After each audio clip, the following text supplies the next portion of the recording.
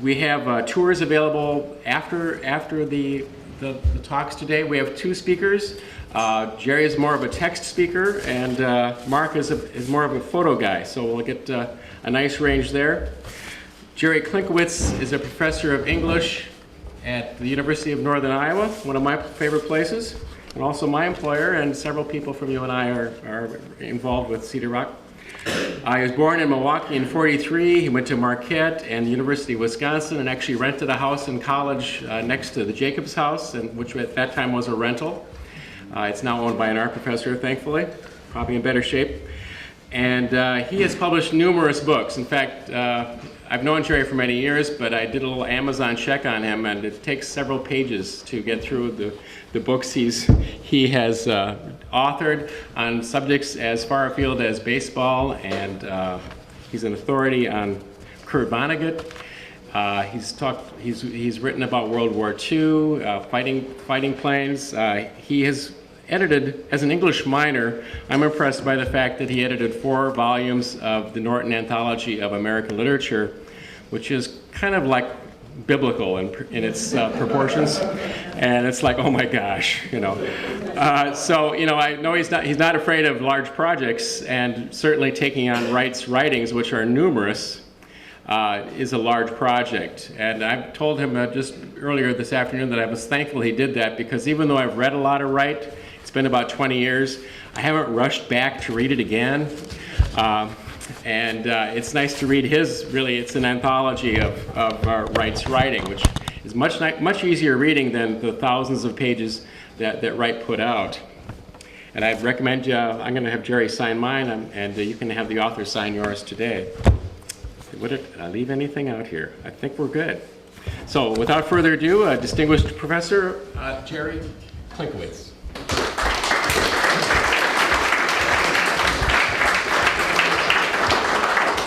Thanks, Rick, and thanks to all of you for coming. I appreciate your giving up one of the most beautiful sunshiny days of our remaining fall, but I promise good weather the rest of the week, so cash me in on that later. I have one visual for my speech, and that's it. Now, notice what he's doing up there? He's thinking, right? A lot of you, I think, know a lot about Frank Lloyd Wright's thought already. What I hope to do today is help you understand why you like that thought so much. So why you remember so many bits and pieces of his thought, and most importantly, how they all come together to form an organic whole. You've heard that word before, organic. You're going to hear it again a few more times. I would not try to define organic right now. I don't think any of you all would want to stand up and give a definition of organic. But if you look at all of his thought, you will see trends develop. And I think in half an hour or so, when I get through my notes, we'll have a good understanding of what organic at least meant to Mr. Wright. You all know, if not volumes by Frank Lloyd Wright, you know a lot of his one-liners. And they are wonderful. I mean, there are books of them, like at Wingspread, the Herbert F. Johnson house. First rainstorm, it's leaking. You know the story better than I do. Hib Johnson is sitting there at the dining room table. The governor of Wisconsin is next to him, and it's leaking. He calls for the telephone. A servant brings the telephone. He dials Frank Lloyd Wright at Taliesin and says, "Frank, the ceiling is leaking right on my head." What does Mr. Wright say? "Well, Hib, move your chair." The Mike Wallace, oh yeah, talk about Mike Wallace in a minute. One of the other wry ones, which shows you the way at least Wright's humor worked. He has the Commission for Falling Water. Edgar Kaufman is spending a lot of money for this. He wants to see the designs. Months go by, a couple months go by. Frank says, I'll get to him. Finally, Kaufman says, "I'm going to fly out to Wisconsin because I want to see these drawings." So Mr. Wright says, "Okay, come on out." He's just Wright is just sitting around. The apprentices, he's got 30 people there to work for him. They're all just sitting twiddling their thumbs. The phone rings. It's Kaufman from the Milwaukee airport saying, "Frank, we just landed. We're getting in the car. We're coming to Spring Green." which is what, about an hour and a half, hour 45-minute drive. Wright says, okay, boys, let's get to work.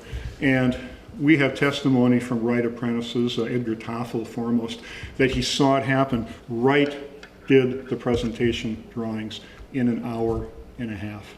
And they hear the car on the gravel. Wright puts it down. Edgar comes to the front door, rings the doorbell. Frank opens it and says, Edgar, we've been waiting for you. Are there any Frank lines that you remember? Those are just my two favorite. Carl, do you have any? I have designs out of the sleeve. Oh, yes.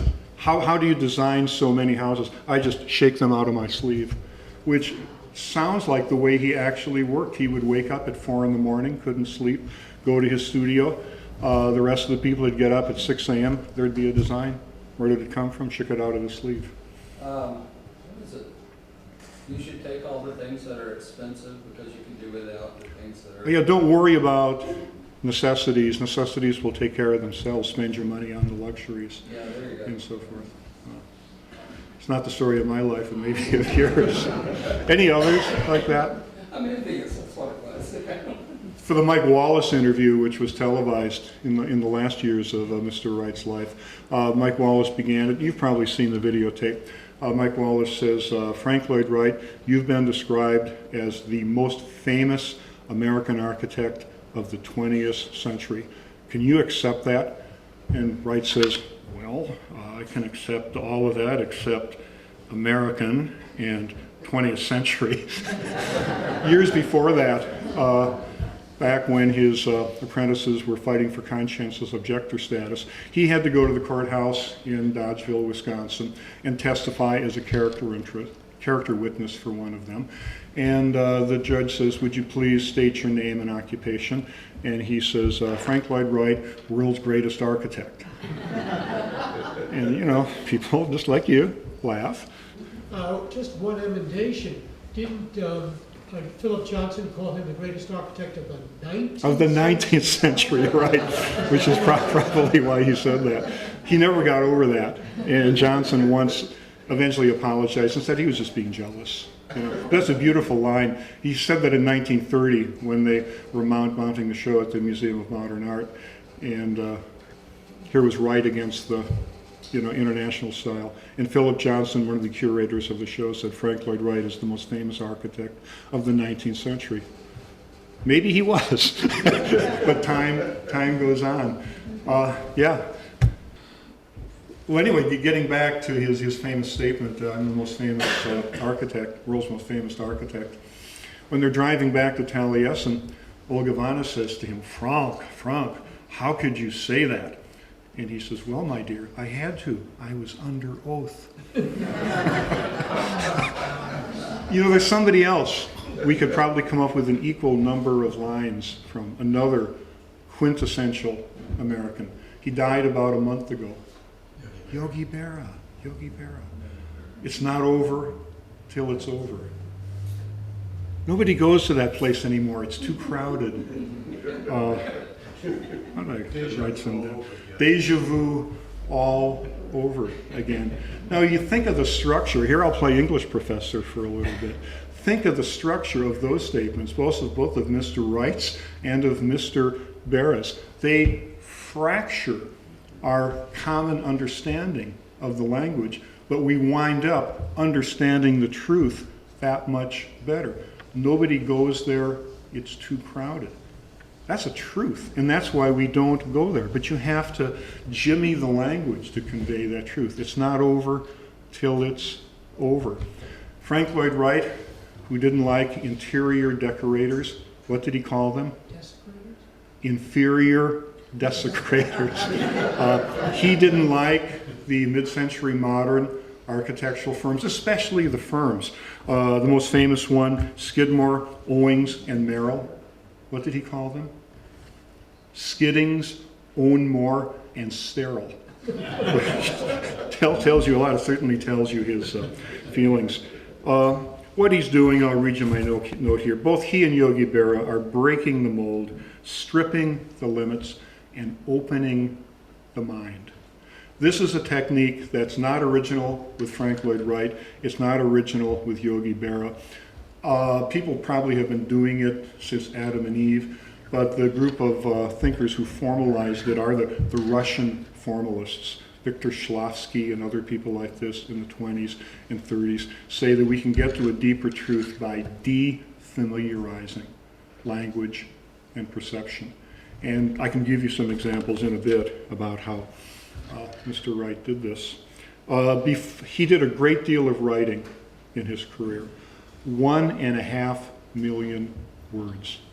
Bruce Brooks Pfeiffer, bless his heart, collected the writings. They're in 5 oversized volumes. One human being could not lift them. They came out in the early 1990s, and nobody really read through all them and tried to synthesize it until I figured, well, I wish somebody would do this. If there was a book like this, I'd buy it. Nobody was doing it, so I read all 1.5 million and tried to boil it down to the essentials. But even before he was a writer, he was a speaker. One of his first speaking engagements in the 1890s was to his wife's garden club. If you want to know why that marriage ended in divorce, I think this speech may have had something to do with it. Because imagine a women's garden club in Oak Park in the 1890s. We are pleased to introduce Catherine's husband, Frank Lloyd Wright, Mr. Wright.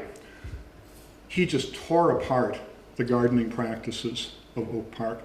The funniest part of that essay is where he talks about topiary shrubbery, where you carve the hedge into something. And he said, I've seen the most preposterous things carved in Oak Park. Next thing I see, and mark my words, you heard it first here, you'll probably see it next summer, a hedge which is carved as a locomotive, a water tender, a coal car, freight cars, and a caboose at the end. I don't know if anybody ever took him up on it, but sure wasn't his wife. But also in his speeches from the 1890s, he would be very serious about it. He and William Winslow, one of his first clients, put together a small press, and one of the first books they published was a special edition of the Reverend William Gannett's sermon, The House Beautiful. One of Mr. Wright's first speeches to the University Guild in Evanston. Serious audience. He virtually recast that sermon in his own terms. In my book, I do a side-by-side analysis, almost paragraph by paragraph. And here Wright, as a supposedly proto-modern architect, is speaking like a Victorian preacher. Well, why shouldn't he? His father was a preacher, pretty good preacher. Things like, if you have $1 for dinner, don't spend it on food. Spend 50 cents on food and 50 cents on flowers for the table, and you will enjoy the meal more. I don't know. Think of the motive behind that. Think of the ideal behind that. He would talk about, many, many things like that. Decades later, speaking in Princeton, he would talk about the problem with home design. I'm sure you know this quote too. He says, the problem is you young architects are being taught to design boxes. And what you do with the boxes, you cut holes in them. You cut a big hole for the big cat to go through. You cut a small hole for the small cat to go through. These students at Princeton, I think, took that to heart and stopped designing that way. Well, whether it's the domesticity or the family cats, in either case, who's telling this to you? To the University Guild, to the Princeton students? It's a human being communicating as such. He can be a stand-up comic. We've got some laughs in the last 10 minutes. He could also be a preacher for domesticity. He could have been the Martha Stewart of his day. Can't you see Martha Stewart saying that? If you have $100 for a meal, don't spend it all on the meal. Spend some of it on the decorations. I've seen shows where she does that, and that's not a bad thing. And I think it's a quintessentially American thing to do. If you present yourself this way, whether you're a listener or a reader, communicating with another human being, you're going to feel comfortable. And once you're comfortable, you're going to trust what you hear because it makes sense in human terms. If you want a literary critical term for that, Mark said he was going to take notes. Here's your first note to take. Vernacular. Frank Lloyd Wright is a master of vernacular speech, which is common, everyday speech. In Wright's own era, who else was vernacular? Will Rogers, and so forth. Before him, Mark Twain. And before Mark Twain, Abraham Lincoln. We've got a lot of Abraham Lincoln one-liners we could, rip off. That's what stays with you as a human being. Now, Wright did a lot of writing, and as you probably know, there were periods in his life where he didn't have a lot of commissions. After the divorce scandal and living with Naima, and of course after the murders. In the 20s, when Miriam Noel, his second wife, was making trouble for him. In the Depression, the 1930s, when there was very little building going on, he didn't have commissions, and so he literally had to write to support himself. I'd say from the mid-20s to the very early 1930s, his primary income had two sources: selling off his Japanese print collection and writing essays for architectural magazines. Eventually doing a book, the autobiography, first edition, 1932. Would there have been a Taliesin Fellowship without the autobiography? Of the first 30 or so fellows, I think 28, 29, when they're filling in the little questionnaire, why are you here, was because I read an autobiography by Frank Lloyd Wright. It drew people in. 1943, second edition of the autobiography, and this becomes a bestseller. Also in that same year, Henry Russell Hitchcock publishes, what's his title now? In the Nature of Materials, which was written with Frank Lloyd Wright leaning over his shoulder. The first published collection of Frank Lloyd Wright's essays came out in 43.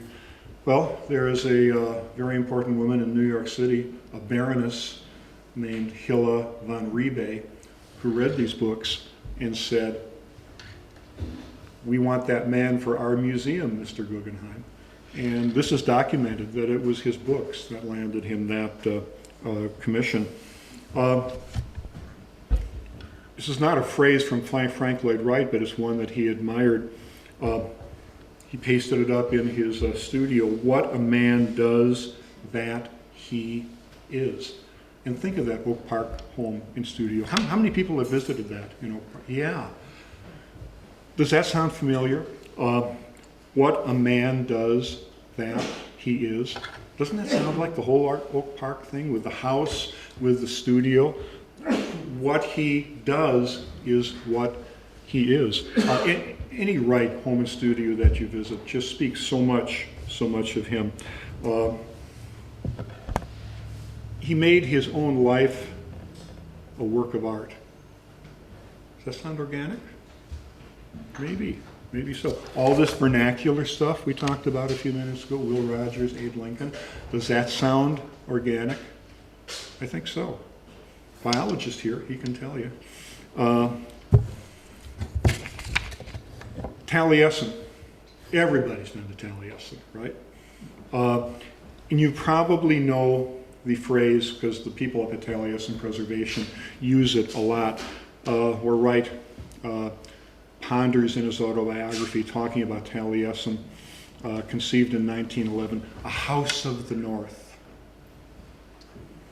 Windows thrown open to apple blossoms in the spring, overhanging eaves with icicles glistening in the winter. It's just a beautiful, beautiful, I would say poetic rendition of where he's living. The inside opening to the courtyards, intimate and sheltered. relating to the crown of the hill, the outside of it with commanding views of the valley, sky, and distance. What does this give you? Looking at the courtyard gives you a sense of shelter. Looking outward gives you a sense of perspective. You're having your case and you're eating it too. You're having safety, plus you're having adventure. Your eye can wander over the whole valley, but you're safe inside. That's pretty obvious for Taliesin. But I think the point we all agree on is that Taliesin West in Scottsdale is just so different. I mean, north, south, Wisconsin, Arizona, deep, rich loam, arid sand. This is where I think his mind really starts to show off, because he talked about how down there in the desert, you have to build with sun acceptance. Now, is that a term in biology? No? Did he come up with this himself? Sun acceptance? He described it, and this is talking about what he needed to do at Taliesin West. He said, in building, this means dotted outlines and wall surfaces that eagerly take the light and play with it, break it up and render it harmless, or drink it in until the sunlight blends the building into place with creation around it. That's pretty good. Sun acceptance. And that's the difference between Taliesin up in this part of the world and Taliesin West down there. Both of them, for their radically different reasons, are both harmonious with the landscape, with the environment. And I choose that word carefully. Harmony. They're not an echo of the landscape. It's not the same tone. It's harmony. Da, da, da. Put it together. Just get a fourth one. Can anybody do barbershop quartet? Then why do we love barbershop quartet? Because it's harmony. It's nice, tight harmony. That's what a Frank Lloyd Wright building, at least, is to me. What's it like to experience a Frank Lloyd building? Here I am going to draw on one of Mark's friends. It's the reason why I asked to go first, because I'm going to be making references to things Mark has done. Mark is a director of an organization called Wright in Wisconsin. You all know about that. It's a wonderful organization. They do a Wright and Like tour every June where you get to get inside a lot of buildings you otherwise wouldn't be able to. You get to see buildings by associates, former apprentices, like-spirited architects. But they publish a newsletter, which I was reading last week, and I thought, wow, here's a plug-in for my speech. Is anybody a member, besides Mark and I, are there any members of Wright in Wisconsin here? One, two. Yeah, we got it. We got it. There are hundreds of Wisconsinites who are members of Wright in Wisconsin. It's not expensive, $20, $30 a year, a big deal. You can pay more if you want. Hundreds of hundreds of Wisconsinites, so over 100 Illinois people. You know how many from Iowa? I think we're all here. Six. There are that many from California in the organization. Iowa 6, California 6. What kind of Rose Bowl score is that? You know, a couple field goals, a missed point after. I think everybody in this room, I hope you're all members of Friends of Cedar Rock, definitely become members of Wright in Wisconsin. And I'll tell you now, every 3 months or so you'll get a newsletter, which is not long. It's not going to take you days to read it. I think the current one's 16 pages. Beautiful photographs, informative essays. And I'm going to quote you an essay, the architect Ken Dolan, is that how you pronounce his name? Yeah. An architect from Racine who writes regularly for the Wright in Wisconsin newsletter. He talks about a visit to the Schwartz house in Two Rivers, Wisconsin. And he said that what he realized, he recognized all the elements of the house. And he said, yeah, you know, these kind of eaves, somebody else has done this. This kind of exterior, somebody else has done this. Individually, almost everything that Wright did had been done by somebody else, but nobody had put that all together the way he did. Individual elements would be used by others before during, and after. But Wright is unique for composing an integral whole. And I'm going to quote Mr. Dahlen. What I felt in the Schwartz house was an unfolding space and form that seemed to convey the same rhythms and relational principles as one might experience walking through a meadow or in the woods. I feel that way when I go through a Wright house. Now I know why. And I know why, because I'm a member of Wright in Wisconsin. Does that sound organic? Yeah. This is, I think, the third or fourth thing I've asked you. And they're somewhat disparate elements, but you're getting a sense of what organic means. His writing ability is good. There are passages where in the 1890s he describes what Chicago looks like at midnight after he's been kept after hours by Louis Sullivan, listening to the old man weave, ideas, sitting up in that tower atop the auditorium building. Frank looks out over the cityscape, which is lit up, gaslight, I imagine, mostly at that time. But he sees the booming furnaces down in Gary, Indiana. And I'm not going to read it, it would take 2-3 minutes, but you probably know it already. It's this beautiful physical description, not of a waterfall or not of the Grand Canyon, but of a city. It's one of the first truly riveting descriptions of a modern industrial city. He could be poetic, and I'm going to read you a little something from my book. As you read through Frank Lloyd Wright's autobiography, 1932, Mama is not 20 years dead yet. He's just getting established in the first several years of his marriage to Olga Ivana, which frankly saved his career, saved his life. As you're reading in the autobiography, you wonder, when is he going to talk about Mama? When is he going to talk about the fire at Taliesin, the murders of Mama and the others? And he doesn't.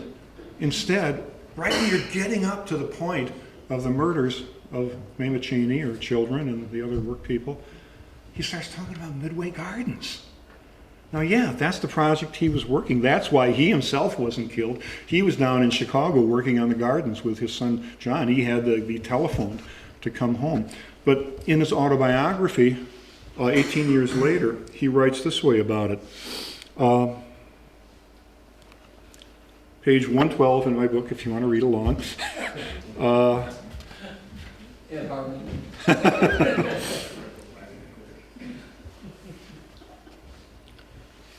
And he jumps ahead and he looks back at Midway Gardens, even though he's describing something happening in 1915 as it's going up. He looks forward to 1929 when it will fail, to 1930s when it will be demolished, And here is Wright writing about Midway Gardens when all you want to hear about is Mama. What might they have been had the gardens found in Chicago a true mate and helpmeet? Imagery? Spouse? Would they still be more wonderful, covered with the climbing ivy which the scheme craves with a natural hunger, arching trees massed about the walls? There was no time for these trees to grow. It was torn down before a tree could grow up. The little significances in empty places that had longed for them all those years and that would have been like a happy glint in the eyes.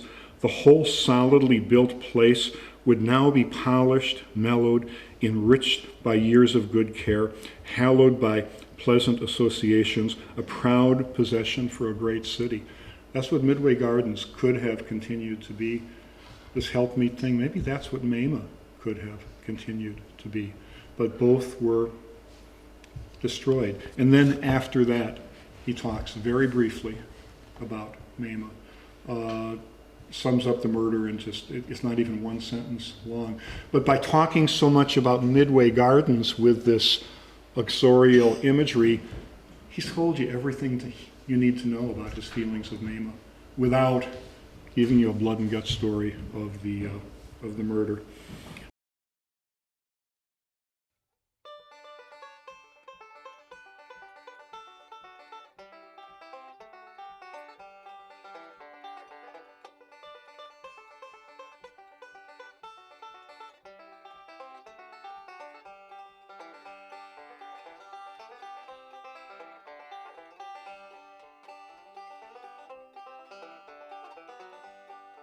But he has also written 5 books about Wright, one being Wright in Racine, 2004, Frank Lloyd Wright's Hardy House, 2006, and most recently, Frank Lloyd Wright's Johnson Research Tower in 2010. He's currently working on a book about Wright's Fred B. Jones House estate on Delavan Lake. And in 2014, he finished a book on the First Presbyterian Church of Racine. He's a native of New York City. He was director of photography at the Journal-Times in Racine, Wisconsin, where he won numerous state, regional, and national awards as photographer there. Thank you, Jerry, your eloquence. A lot of people have asked me why I'm interested in Frank Lloyd Wright, and I think that because of my background as a photographer, it was initially a visual attraction. And I appreciate you putting words behind the visual aspect for me. We're going to look at Wright's work in Racine. My first book, Wright in Racine, grew out of this presentation. And my thesis, the thesis I presented to Pomegranate, the publisher, was that Wright's built and unbuilt work in Racine represents almost every stage of his career after 1900. The great exception, of course, is his work in the Southwest and in Los Angeles. The Hardy House is a prairie-style home. The monolith homes represent the idea of workers' cottages, not just homes for the wealthy. And they grew out of the American system-built homes in Milwaukee. The S.C. Johnson Administration Building is one of his great public buildings. Wing spread, he called his last prairie house. It's also a zoned house, like the Coonley House. The Roy Peterson home, unbuilt, is a Usonian, small Usonian house. The S.C. Johnson Research Tower is his only executed taproot tower. I asked Bruce Brooks Pfeiffer, what about Price Tower? And Pfeiffer said, no, Johnson is the only executed taproot tower because Price Tower is tied into the foundation of the adjoining 2-story office building. The S.C. Johnson Research Tower is freestanding. The YWCA, which you'll see, would have been another wonderful public building. And the Keelan House for H.F. or Hib Johnson's daughter, it's on the Usonian floor plan. It's a much larger and grander house. His first commission in Racine was to remodel a house for Herbert and Flora Miles. Cecil Corwin had the commission in 1899. It passed to Wright in 1901, perhaps because Corwin was in New York at the time. We don't know exactly why. If anybody questions whether this is Wright's work or not, there are 2 proofs. One is the return address on the envelope. It also lists Webster Tomlinson, the only partner he ever had. He and Corwin had shared office space, but they weren't partners. But the real slam dunk for me that this is Frank Lloyd Wright's work, you know he had a reputation for not always paying his bills. What other architect would send a letter to the client with 4 cents postage here?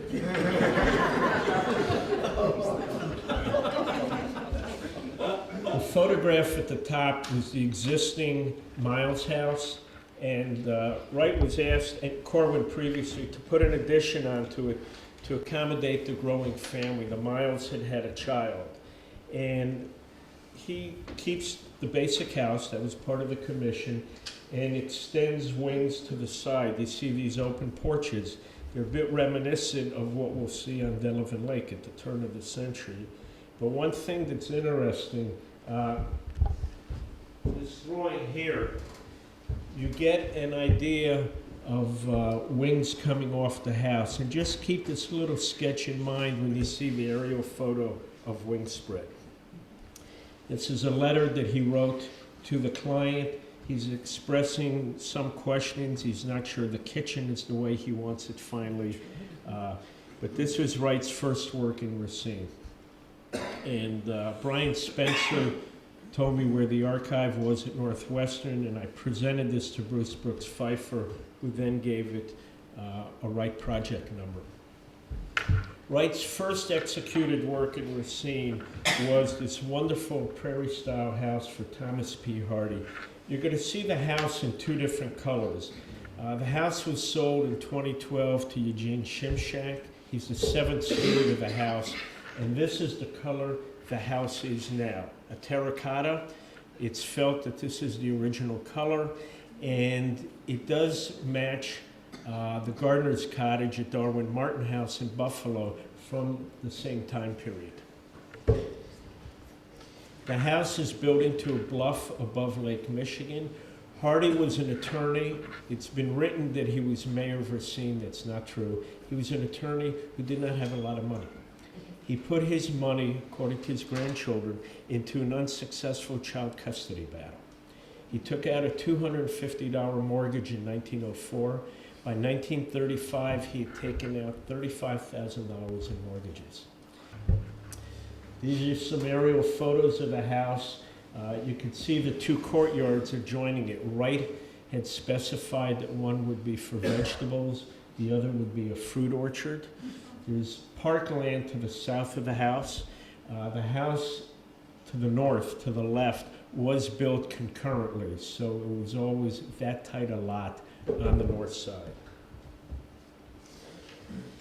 The house is built in a neighborhood of Victorian and older style European revival houses.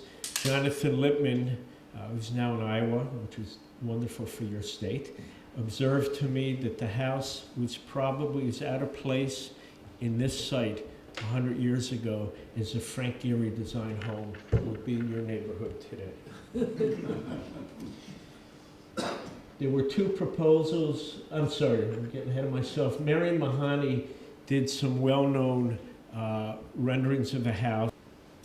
One of the things that I love about the house, the detail, I tell school children that the only computer Wright had was the one between his ears. There are 7 windows between the 2 doors of the house. That hallway between the 2 doors is the only part of the house on street elevation. And as Robert McCarter points out in his book, Wright articulates the floor plan of the house in those 7 windows in white. You have the public spaces, the 2-story living room, the dining room below it is the square in the middle, and the rectangle that bisects it left to right shows the private spaces or the bedrooms at either end of the house. The house was extensively restored after Gene bought it. This is Gordy Hudson, just genius craftsman, construction worker, fitting new windows in for the hillside. This is one of Mary Mahoney's other renderings. This is from the lakeside. And it's important to note in her drawing and in this 1906 construction photograph, the end of the dining room terrace. The dining room terrace ends here in a stucco wall. The other thing that we could see in this picture, the 2-story living room windows are leaded glass. The second owner of the house, 38 to 47, took out the living room windows because they leaked, and so it's plain glass now. We do know what the design was of those windows. Gene is leaving that for the next owner to recreate.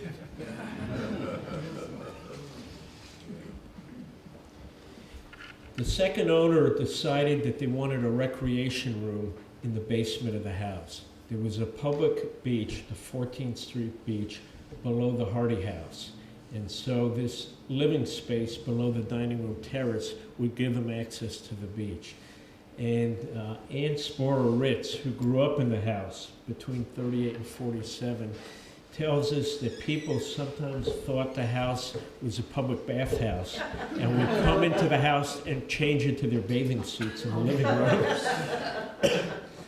And sometimes at Halloween, people would put boys and girls or men and women by the doorways of the house. This is the living room of the house. Wright's favorite technique of compression and release. You walk in that hallway that I showed you, you come up 6 steps, and you're under the living room balcony. Whoops. And then we have this view out to Lake Michigan and the dining room terrace. This photo is taken from the living room balcony. The windows, the side windows are casement windows, David Archer, his parents were the third stewards of the house, 47 to 57, told me that they would bring Christmas trees in through those casement windows and stand in the balcony to decorate the trees. I love the Georgia pine trim in the ceiling. And as you sit in the living room and look around, it helps guide you visually around the room. The large vertical panel that you see in the center, the closets are in the bedrooms. That's the back wall of the closets. And you have the same thing behind it. It's a symmetrical house. The fireplace, again, the house is 1904-05. Wright is designing many prairie-style homes, and the hearth or the fireplace is central to many of his prairie-style homes. It's not that important in this house, as Jonathan Lippman points out, because you're supposed to have your back to the fireplace and be looking out the living room windows to Lake Michigan. The balcony was badly deflected when Gene bought the house, and as the front of the balcony was taken off in the restoration work, they found gas piping and electric wires where you see the two sconces on the face of the balcony. Ann Ritz does not remember lights there. She's got an impeccable memory. So perhaps for budget reasons, Hardy didn't carry through with that design aspect. Gene had lights made in the style of the demolished Little House on Lake Minnetonka near Minneapolis. And as you sit in the living room in front of the windows, you look back toward you and you see the stairs going upstairs. The light guides you through the house. And to the right and left are the bedrooms. We're on the living room balcony now. There's an article written in a magazine in 1906 that describes an organ in the balcony that likely never happened. There were other details described that didn't exist. So the author never saw the house. He relied on a drawing of Marion Mahoney and probably correspondence with Wright.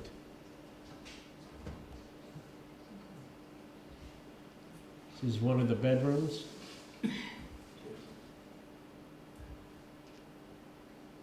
This is before the restoration. Wright loved built-ins, and there's this built-in cabinet with the built-in chair in both south bedrooms. Windows in the stairway. This is looking out that south bedroom, Lake Michigan, the Bluff, and Main Street. There are windows similar to this in the bathroom, and I counted when one of them was being rebuilt, there were 67 individual pieces of glass. Wright, as many of you may know, had an uncanny sense of what light would do at different times of day, both to bring light into a room. Remember, we have gas light or early electric light in those days, but also that the light would bring you warmth in the winter. And one of the things I love in this house at different times of the day is the way the sun casts the pattern of those entryway windows onto the wall behind.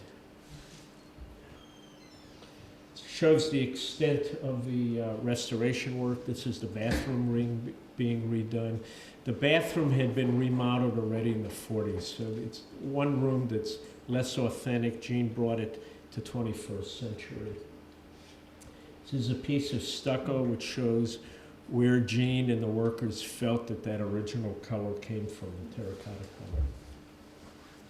There were a couple of proposals to put garages in the house. This is a drawing, possibly by Edgar Taffel, based on Marion Mahoney's rendering of the Main Street side of the house. And you see garage doors where the north courtyard is. The Pfisters told me that they had considered putting a garage under one of the courtyards, and they're glad they didn't do that. We're glad as well. The 4th of July parade is Jim Slazarek, who just came in, former colleague of mine, wonderful photographer at the Cedar Rapids Gazette. So Jim can tell you the 4th of July parade is a huge event in Racine. USA Today covered it once. sit in one spot, it takes 2 hours to pass you by. And you see a photo taken by David Archer in the 40s and a contemporary photo of the house with the parade. The Hardy House, probably like Cedar Rock, like possibly any Frank Lloyd Wright home, gets fan letters. One day, Margaret Yagurchian, the last steward of the house, gave me a box and said that she had saved every letter written to the house since they bought it in 1968 until then. It was about 2004. And there were 180 letters from around the world. A few were from salesmen. You're on the National Register. I want to sell you a plaque. A few were from scholars seeking access to the house to do research. And the rest are fan letters. People who want to see the house. They're telling the Yagurchians when they'll be in town and when they can open the house to them, and so on. Wright's next commission in Racine was the S.C. Johnson Administration Building, one of the great public spaces in the world. And this came, of course, during the Depression, the time, like Jerry told us, Wright's not getting any commissions. And Wright writes in his autobiography of how the birds started to sing when this commission came to Taliesin. There are 200 shapes of Cherokee red brick in the administration building. And H.F. Johnson Jr. had told a local architect, J. Mander Matson, who originally got the job, that there were two things he wanted in the administration building, in the new office building. One was a windowless office building. That meant air conditioning. That's a relatively new concept at the time. And he also wanted to have the story of the company's products told in the building somehow.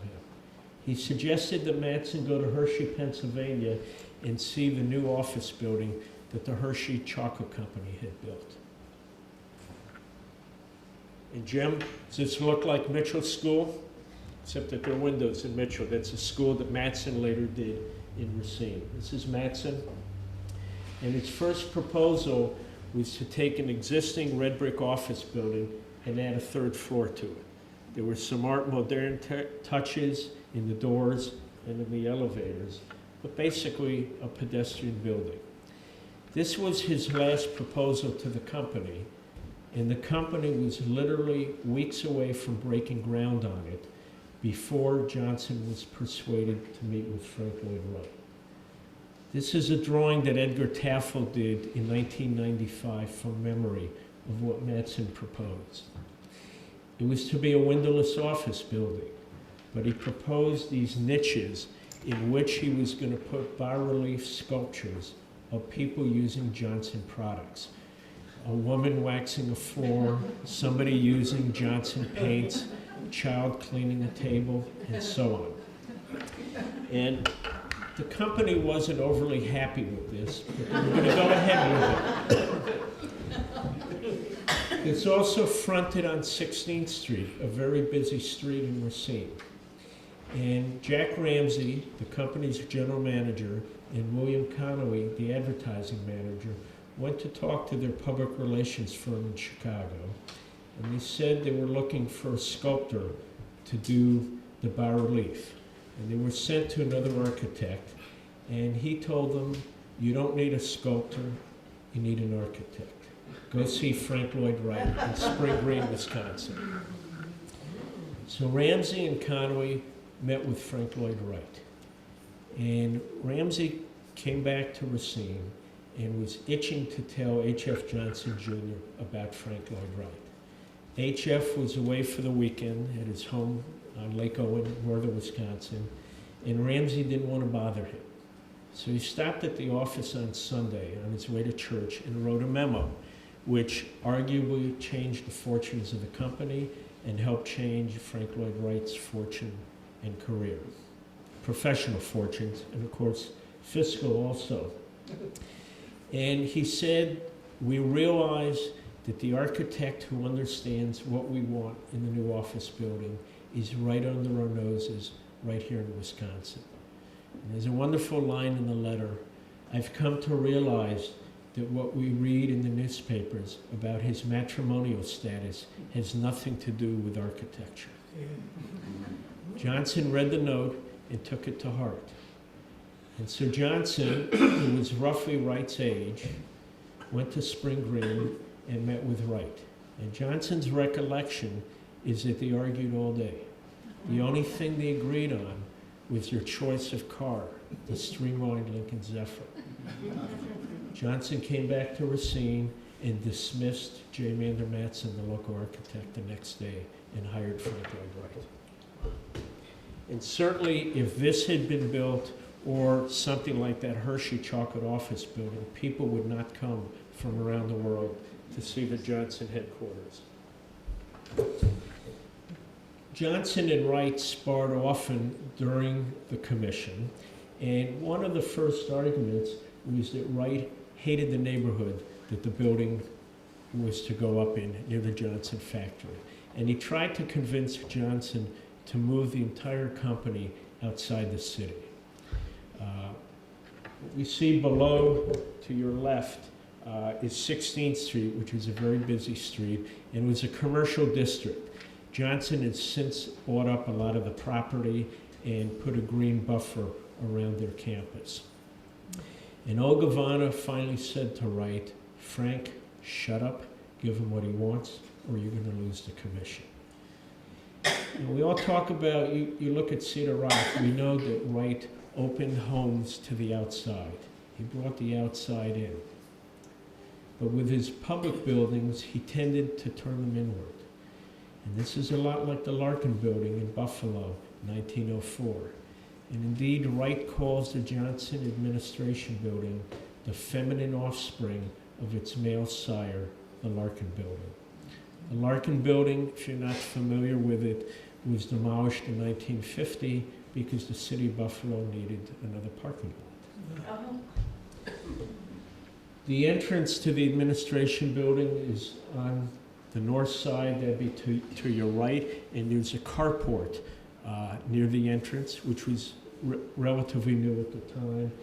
The tower that you see, we'll get to later, was built 47 to 50, along with the three wings around it in the courtyard. This is the great workroom. J. Mander Matson had proposed an office building with traditional walls separating offices. And Wright brings us a forest and brings you trees to work under. And he called these columns dendriform columns. To some people, they're like mushrooms, golf tees to other people. They're about 17.5 feet in diameter at the top and about 7 inches in diameter at the bottom. And the Wisconsin Industrial Commission said, you can't build this building. These columns aren't going to hold. Each one had to hold 12 tons. Columns at the time, traditionally, were as wide at the bottom as they were at the top. Wright finally got permission to build a test column on the site. They put 12 tons of material on top, and the column held. And they kept adding more and more. They went to nearby Kenosha and got pig iron and other material from the Nash Motors automobile plant. And they stopped finally at 60 tons. The column still held. It had 5 times the required weight on top of it. The column was knocked down and it broke a water main. The industrial commissioner walked away, probably disgraced and embarrassed, and Wright was able to build his building. As an aside, have to mention what an incredible steward S.C. Johnson is of their Frank Lloyd Wright buildings. So when you're at the grocery store, buy Ziploc, don't buy the generic brand. When you're buying wax, buy Edge. About 5 years ago, the great workroom was enshrouded in scaffolding so that repairs could be made. And the next picture is taken above the ceiling. They even have somebody out of sight. They have a painter working there. When you go to a Frank Lloyd Wright house, you don't ask the steward how much it costs to maintain it. That would be like going out to a fancy dinner and asking, as a guest, asking if you could see the check. But Johnson has told us that they've spent some $36 million in the last 5 to 10 years in restoring and maintaining the Frank Lloyd Wright properties.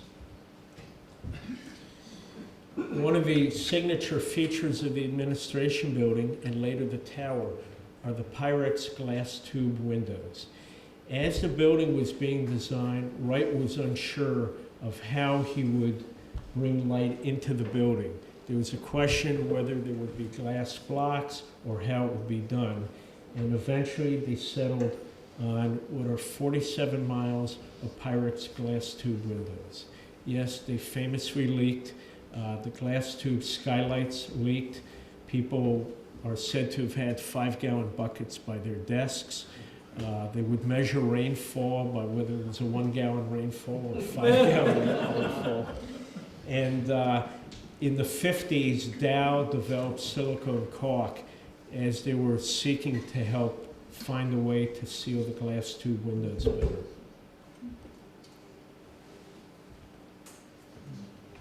Looking up to the skylights, Wright liked to design all aspects of many of his buildings, and the furniture in the administration building is no exception.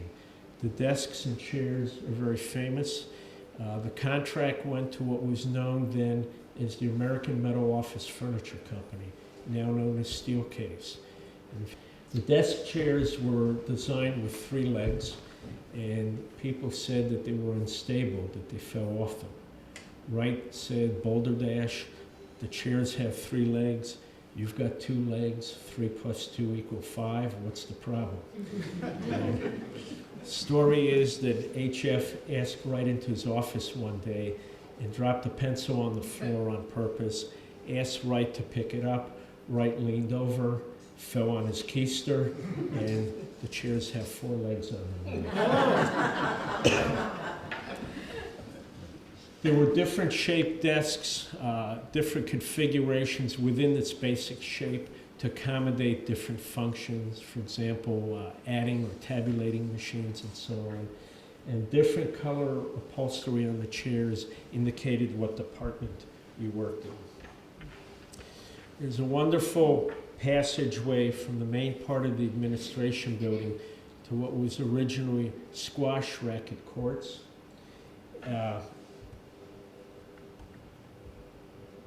Okay, I'm sorry, we've got something out of sequence.